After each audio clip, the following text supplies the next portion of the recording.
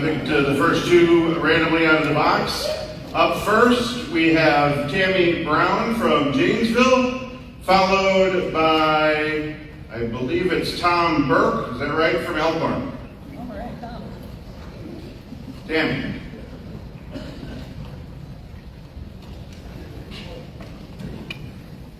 Hi, Bryan. Tammy Brown from Steil, Wisconsin. I am a breast cancer survivor. Cuts to cancer research and prevention programs mean fewer clinical trials, fewer grants to discover new treatment options, and less access to life-saving early detection services. What will you do to ensure that proposed cuts by the administration to vital cancer research and prevention programs are rejected when Congress begins negotiating fiscal year 2026 funding? And how will you protect vital funding for cancer research and prevention programs in fiscal year 2026?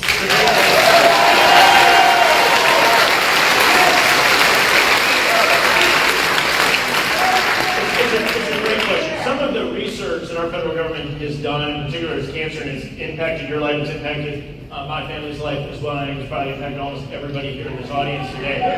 Making sure, I just want to make sure everybody can hear, so let's So you voted for the cut. and so that's where the misinformation is really important here, because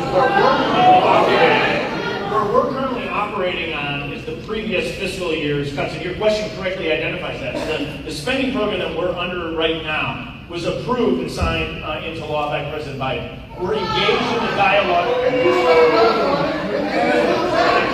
I just want to make sure everybody can hear. So the current spending program the federal government's operating under was the legislation was signed into law ultimately by President Biden. As you noted correctly, we're negotiating what the spending looks like going forward. I've been a strong proponent of making sure that we maintain research, in particular in the cancer space at NIH, National Institute of Health, that oversees much of this. We'll make sure all that money to make sure that people like you, but many other people, receive the benefit of that cancer research going forward. Thank you. Thank you, Tammy. Tom Burke, are you there? Yes, you are.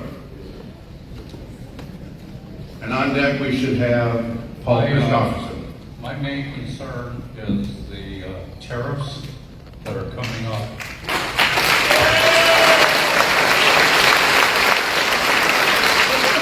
I was always under the impression that Congress was responsible for issuing them.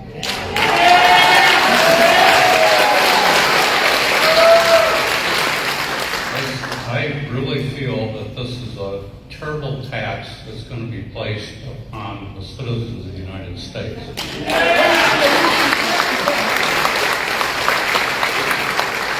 I would like to know what dire economic circumstances put Trump in a position of throwing tariffs on over 190 countries.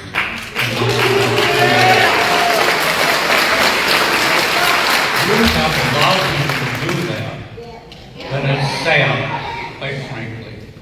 So tell me the dire circumstances that triggered his tariff wars. Thank you.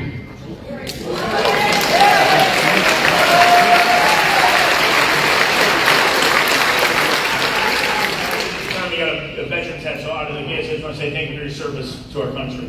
As we look at the broader tariff back and forth that's going on with the administration, this really, at its core, needs to be an opportunity to make sure that other countries are treating the United States fairly. The United States. I'm not looking. I want to be able to get through as many of your questions as we can in the time allotted. Ladies and gentlemen, we will never get questions if we can't keep the auditorium quiet. And please do the person who asked the question the respect of allowing his question to be answered. Answer it.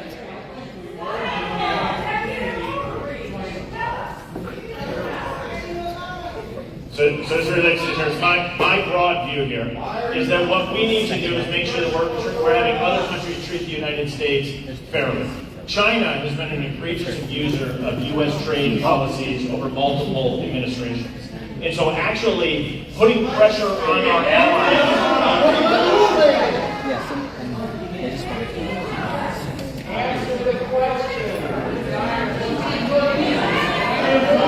Answer the question.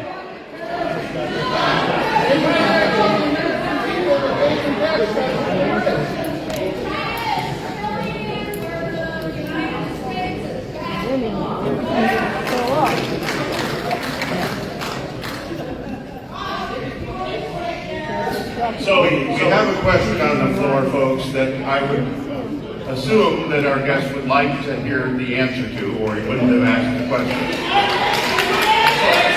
How do we get other countries to treat the United States fairly? So No. what I have Answer the question. is work with our allies, put trade agreements in place, see how successful those are, and then ultimately work collectively with our allies to address the real culprit, which is China, which will be for the benefit of American workers. Allies like Canada?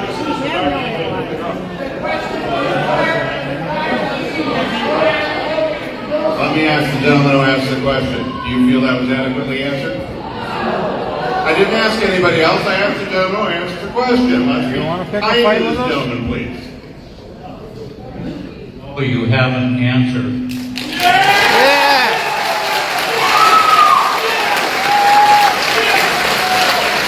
I'll give you a chance to clarify, please. When we talk about our allies, it seems we're alienating beyond belief. I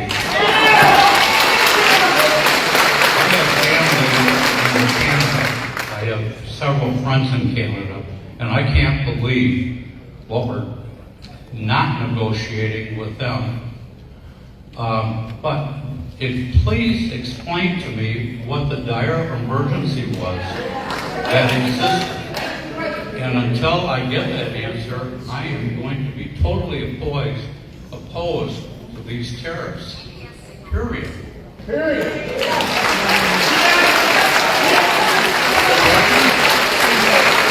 So, Congressman, we have a more poignant question, I guess, which is we went along for 4 years of Trump, who did a little trade policy in his first 4 years. And we went to Biden. He was relatively quiet, not a lot of action on that front. I don't think you're the right fit for us anymore. You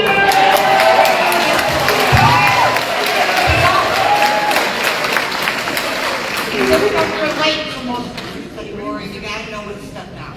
I think it's good. Yeah.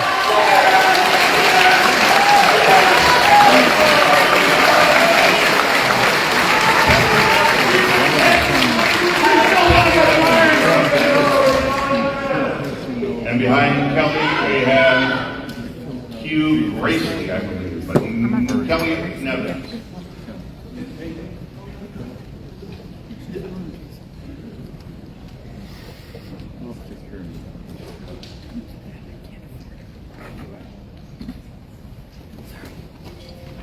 Hello, can you hear me?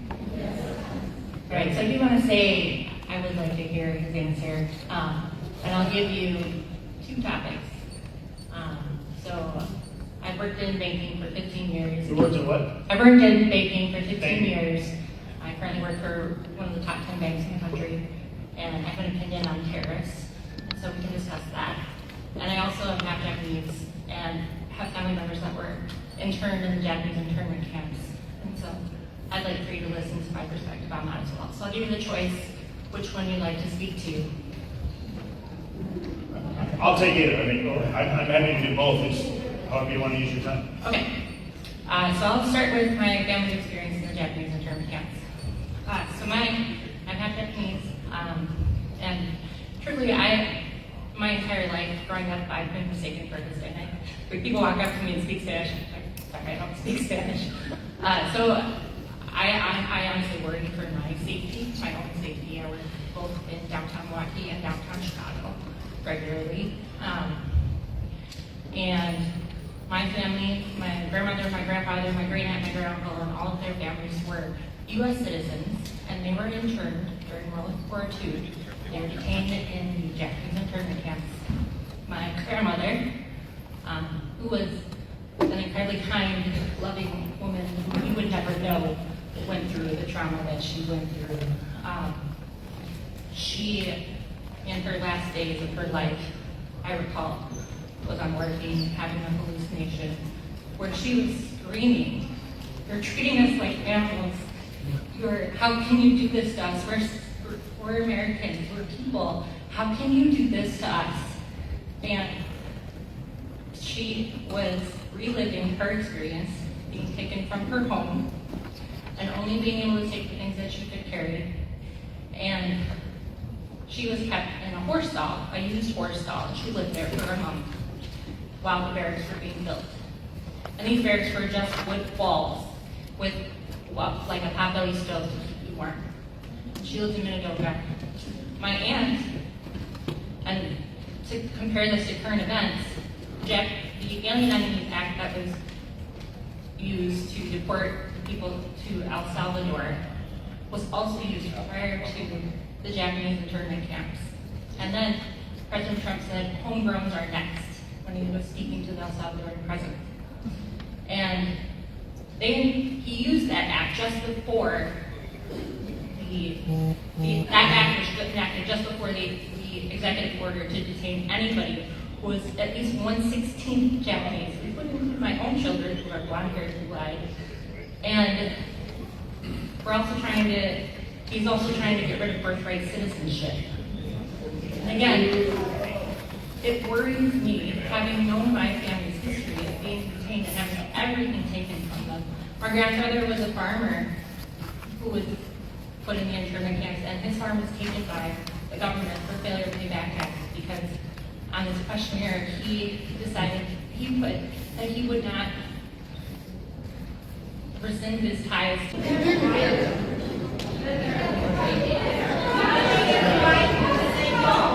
Okay, I know the Congressman tried to answer this question, and in the fervor that was here, it didn't happen. We'll try one more time to get you the answer if everyone will listen to the answer. Like it or you don't have to like Help it. us engage a little bit more of a productive dialogue. Go ahead. Do you think it's wrong that unmasked people can identify and swoop in people who are undocumented but not necessarily illegal? In fact, statistics show again and again that people being deported and are now sent back to You Blair. kind of asked a yes or no question without lecturing your Congressman. Right or wrong, you're asking Federal agents should be questions. following the law. Yeah, we just disagree. I think our federal agents should be enforcing law. We just disagree on the point.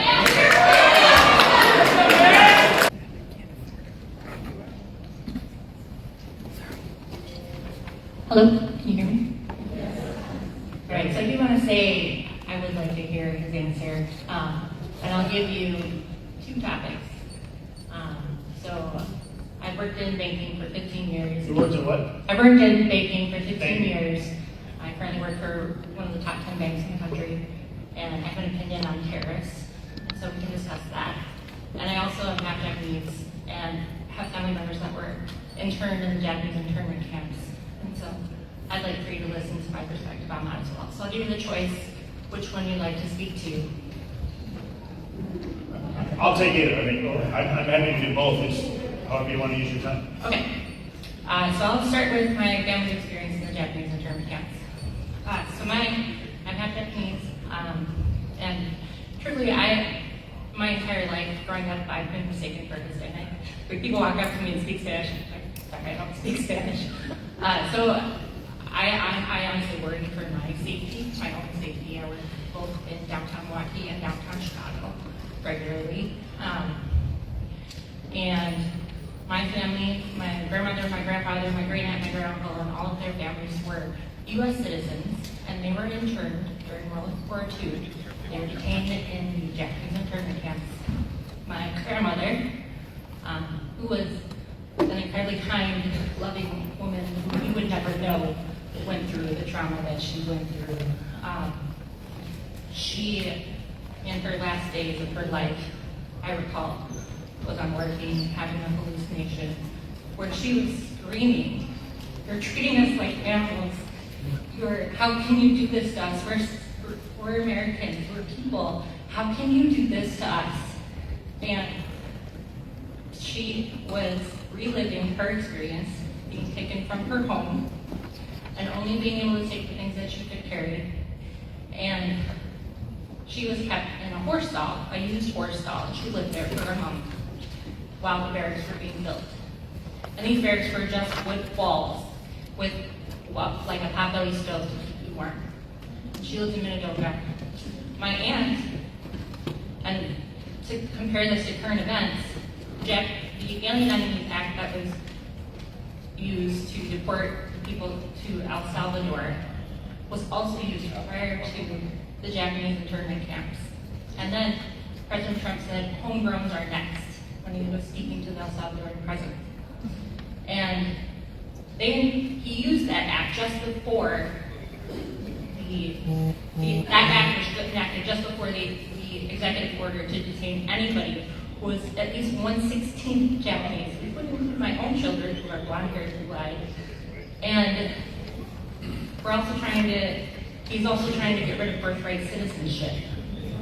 And again, it worries me, having known my family's history of being detained and having everything taken from them.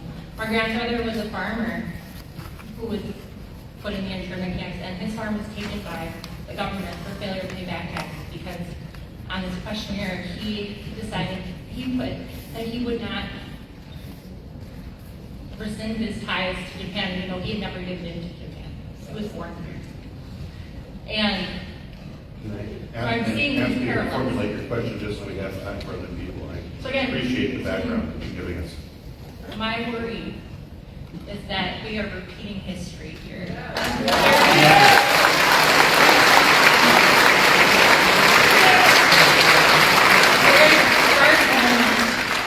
our history that personally, my family, I witnessed the trauma and the horrors that my family felt through their deathbed.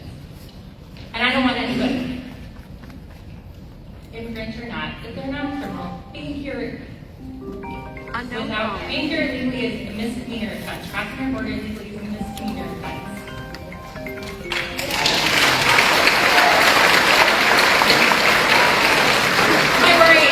My question here is, I'm going to Chicago for work, and I'm out to happy hour, and I'm in the wrong place at the wrong time, and some masked person without identification in plain clothes comes and tries to gag me because they're doing a raid, or even just a random person off the street who decided they're going to play ice for the day, decides to come grab me and throw me in a car because they think I'm Hispanic or an immigrant.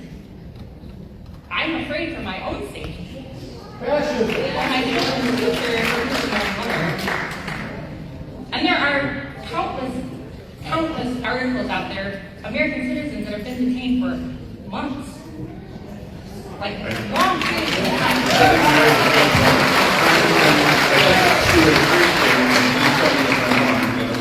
But I think she would appreciate you also addressing this from the standpoint of Congress has the power to stop something.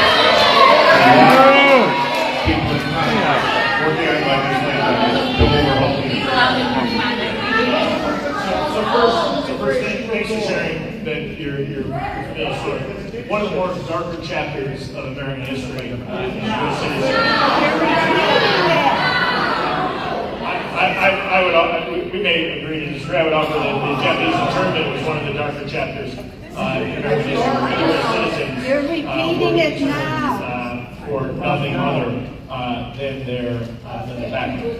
As we look at the engagement that law enforcement is doing now against individuals in the country illegally, I don't see the exact parallel that you're sharing. Brian, thank you very much for the opportunity. Earlier today, you brought up the issue of Medicaid. Yeah. There's 70 million people in America on Medicaid. Everybody in this room knows someone on Medicaid. Sure. My question is, with 70 million people on Medicaid, why do you and some of your colleagues allow others of your colleagues to insult those people by suggesting that the majority of them are sitting at home in the evening and during the day playing video games? 67% of the people on Medicaid have jobs. 29% are either disabled, they're taking care of elderly at home, or they're in school. About 2%, according to your own figures, may be able to engage in productive work and are looking for work, the majority. So my question is very simple. What is your plan to cause the relatively small number of your colleagues who lie to the American public and malign the dignity of the 70 million people on Medicaid by suggesting that they are lazy game players?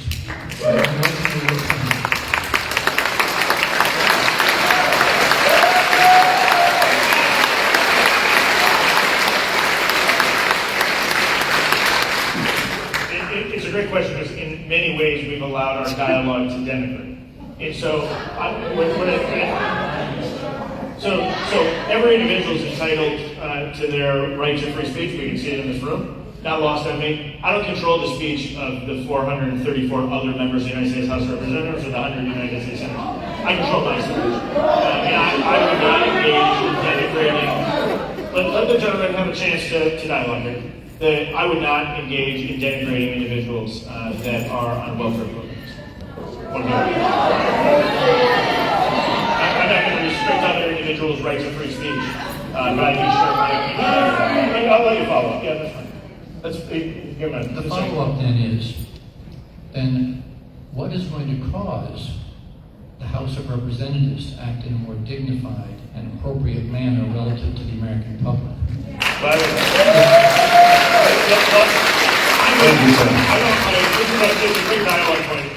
I don't love where a lot of our rhetoric and dialogue is. I think we should be, I've done like maybe 35 or so town halls in the past 6 years. And many towns are much easier to hear. Sometimes we don't even use microphones. It's a much more civil conversation. Tonight, unfortunately, has gotten a little more hostile. But the dialogue that we're seeing tonight is representative of the frustrations that exist in Washington, D.C. And there's people cheering on both sides. When we said border security, some people cheered, some people booed. It's okay to have differences of opinions. But this civil discourse that is a cornerstone of our democracy is challenged right now. It's challenged across. Tell it to Trump. Bryan, this will be my last point on this issue. Sir, we have to keep you to one question. This will be just to allow my others. very last point.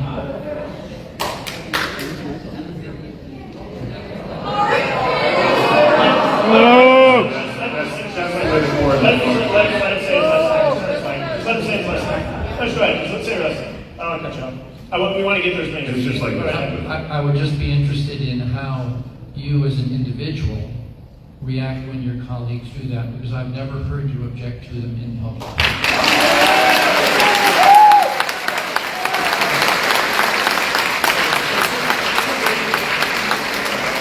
Let's get a follow-up, because I can say publicly, I don't support anybody denigrating anyone else.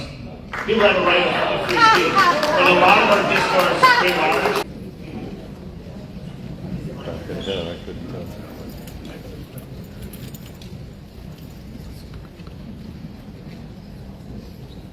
Thank you for taking my question.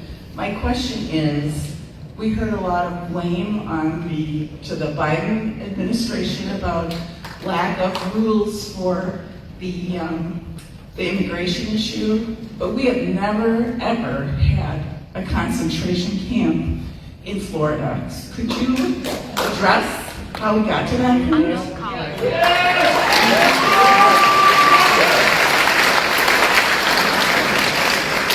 I wouldn't share your terminology, but I understand the facility you're discussing. And so what occurred was during the Biden administration was a massive Lies. The woman deserves the right to be heard and have that conversation. So something everybody needs to agree with.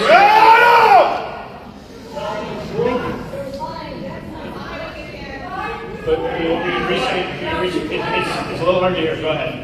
That's not my question. We never addressed, we had due process for people who were here trying to get citizenship.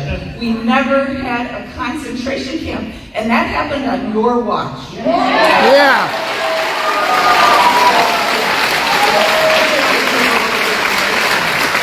A lot of the detention facilities were built through multiple administrations. The Biden administration, the Obama administration.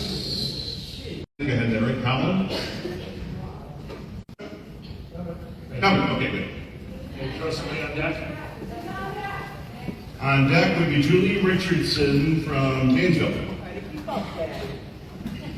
So a lot has been said about the Biden administration and open borders and whatever, but can you actually name any of his policies or decisions that impacted open borders or economics? Because what we saw was him and Jerome Powell doing a record-breaking landing after COVID. We had great GDP, inflation was down, and things looked pretty great before Trump. There's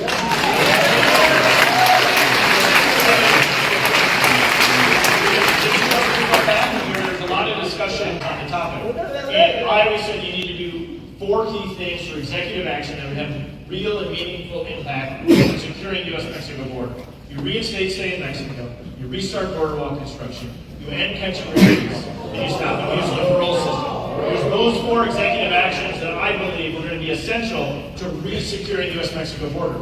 No law was passed at the start of the year when we started to see a dramatic downtick in the number of illegal crossings. And what did President Biden do, or President Trump do? President Trump comes in on day 1 and takes 4 key executive actions. He restarts border wall construction, he reinstates stay in Mexico, he ends catch and release, and he ends the use of the parole system. And by doing that, we saw a significant drop in the number of illegal crossings. And so I just firmly was frustrated with what the Biden administration was doing in the border. It's totally true. And I spoke in recently, because it has, we're all going to. Hi, thanks for taking my question. Thank you for hosting the town hall. We've been asking for one for a while, so I'm glad you're here. My original question was about ICE and the funding of ICE, but I think we've definitely covered that. So my question to you is, can you explain to us why you support Linda McMahon and the defunding of the Department of Education?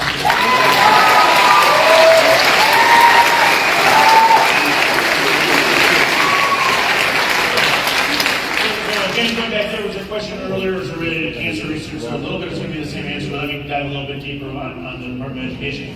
We're currently going through the process of analyzing what the spending will be for the upcoming fiscal years. The current fiscal year that we're operating in right now, today, again, is the spending levels that were set during the Biden administration with Republicans in the House. And so going forward, though, is your question.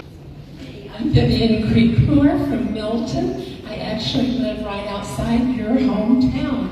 I used to see your predecessor around town a lot. I have never seen you anywhere in my county.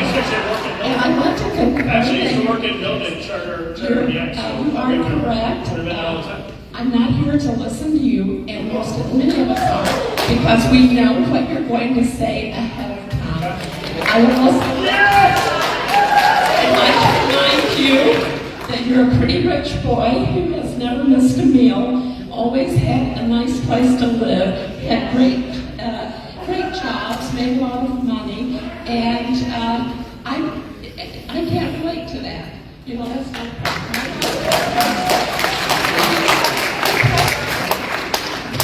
You talked a lot and said not very much.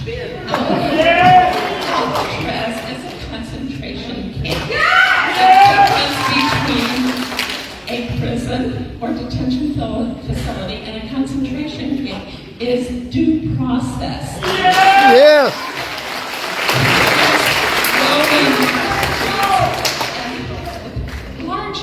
Large percentages of the people that they pick up and detain are mistaken identities, have committed no crimes, or are here legally. They are sent to those camps without ever having the ability. That's my question. Why do you support that? And then, more specifically, the cost of it. Alligator Alcatraz will cost $450 million annually. Do you own any stock in the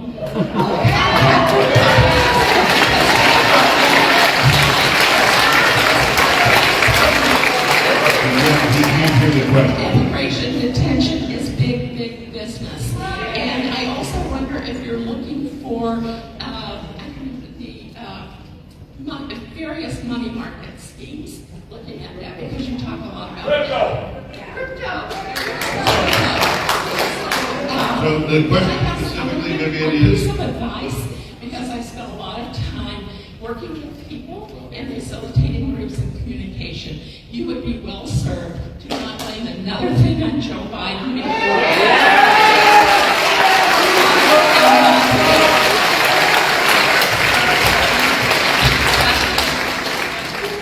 One by one and say what they want to. We would have a higher opinion of you if you did that.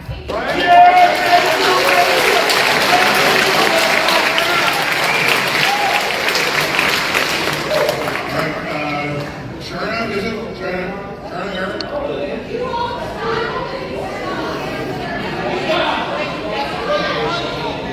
From Montana? Question, it's all public. I don't think we should never say Hi, Representative Steil.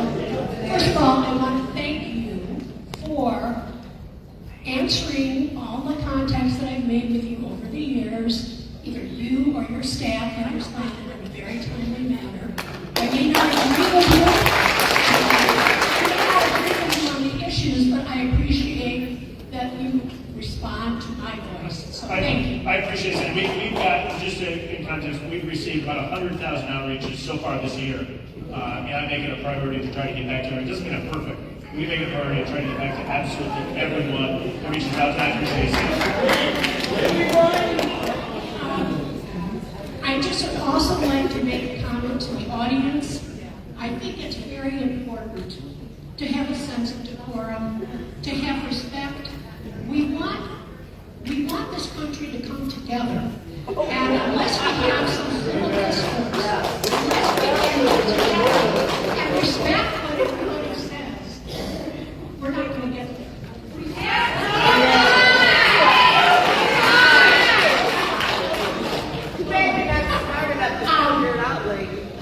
I have serious concerns about a lot of the issues that have been brought up today. I have concerns about dismantling the Department of Education. I have concerns about how our migrants and immigrants are being treated. I have concern about the rule of law and the civil rights that are being impacted.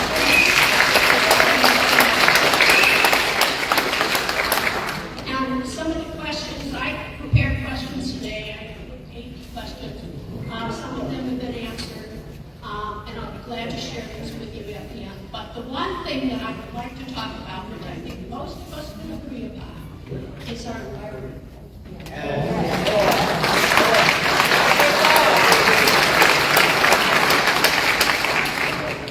Our environment is fragile. Climate change is real.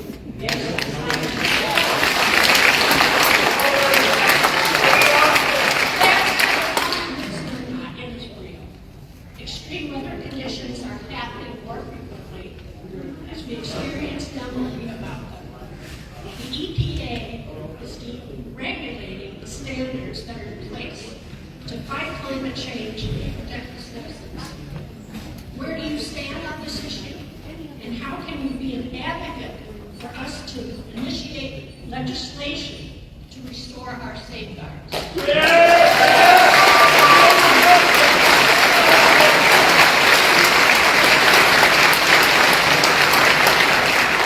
First off, I appreciate the structure of your question. It's okay that we can disagree. We can do so productively. So I appreciate your comment in that regard. I'm of the belief that one of the reasons we love to call Wisconsin home is because we live in, I think, one of the most beautiful states in the country. And making sure that we're protecting our air and water and soil is absolutely essential. The gentleman was entitled to hear the answer. And so what we need to be doing is focused in on addressing that from a global perspective. And again, making sure other countries are doing their fair share of this. So if we get into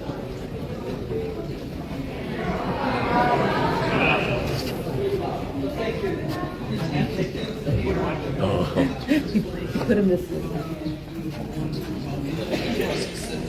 So we have this big bill by all accounts, and I've been looking at different independent, nonpartisan analysis of the bill as well as reading it myself. And it appears that people who are earning $200,000 or less are going to pay more in taxes. People who are making $1 million or more are going to be paying, getting big tax cuts.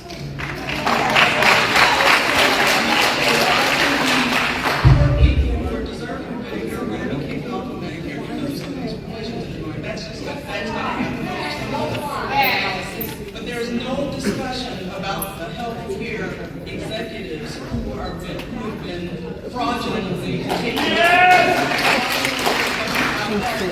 at least 5 or 6 or several. You need to ask people their names, you know, when I come out. And these people owe Okay, well, you billions need of to dollars that they fraudulently stole.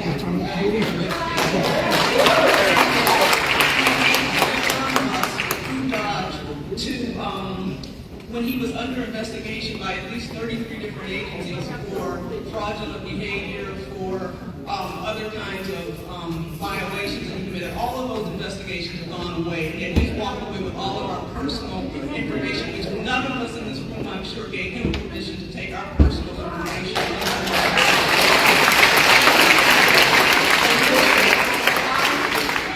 Most of the IRS inspectors who have been investigating fraudulent behavior among wealthy people and corporations, and also shutting down the divisions in the IRS that whose job it was to investigate those people. So again, these people are getting fired, and now we're hearing that $600 million are going to be taken from FEMA and given to build these camps holding immigrants, many of whom are not criminals, as what we were told would be put into these camps. And then the last thing I'll say is about social, and I can go on, but I'll wrap it up because I know other people want to ask questions. But we also have heard conversations about wanting to privatize Social Security, which would be putting more money in the hands of private money market managers. But there's no discussion about raising the cap on the $168,000 cap.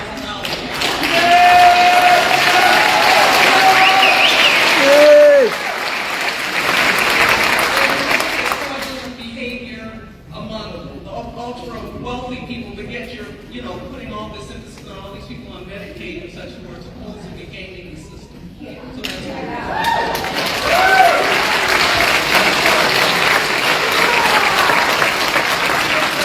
Is it safe to summarize your question? What do we do with the have-nots? What are we doing to support the have-nots? Because it seems like there's enough support for the haves, and people that need these programs are not being dealt with fairly. Is that fair? I tried to generalize, but we didn't give you a half more answer. So in part, I would disagree with the way you frame it. So as I look at the tax provisions in the bill, what was in large part done is keeping the 2017 tax reforms in place. That's the bulk of the bill. Then on top of that, we built into 3 key areas: providing additional tax deductions for senior, effectively making Social Security tax-free. Then what we did is we added tax benefits for middle-income workers, $75,000 and below, as it relates to overtime, and as it relates to taxes. And let the gentleman speak. Say it again. She identifies as one.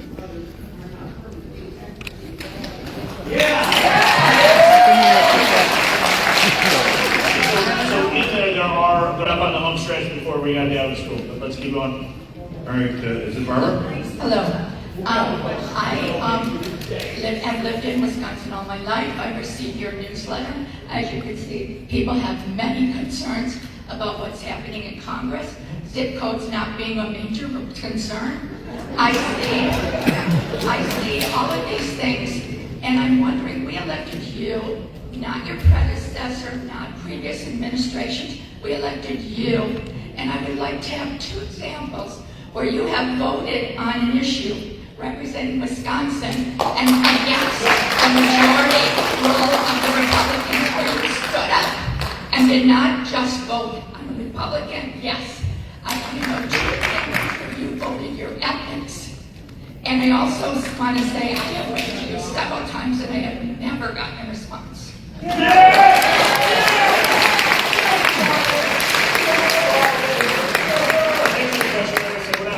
I try to get back to it. We've done about 100,000, so I want to make sure I get your name and number will track down while you're I work on big things and little things at the same time. time. So the reference on the zip codes, that's a big deal to some people. That does not have the transformational change. That's not the big stuff. It doesn't get news. And so sometimes I use my newsletter to try to provide information to people about things other than just what is in news of the day. That's a big from Elkhorn. Nancy Frank. So, Nancy. This should be a good one. I'll be very quick. I want to have you address the question that was shouted about the starving children.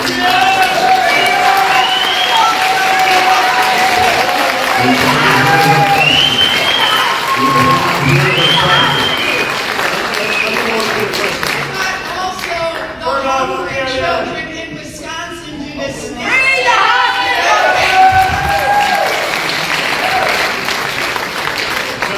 There's two questions there. I can do them both, and I'll do them in reverse order for you, so I'll work backwards.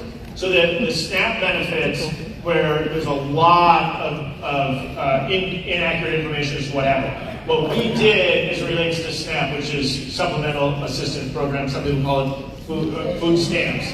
What we did in that program was apply more or less work requirements that almost mirror the work requirements that are already in place in the state of Wisconsin. And again, that's for able-bodied adults that don't have young children. So Wisconsin put in place work requirements in the welfare program in the 1990s.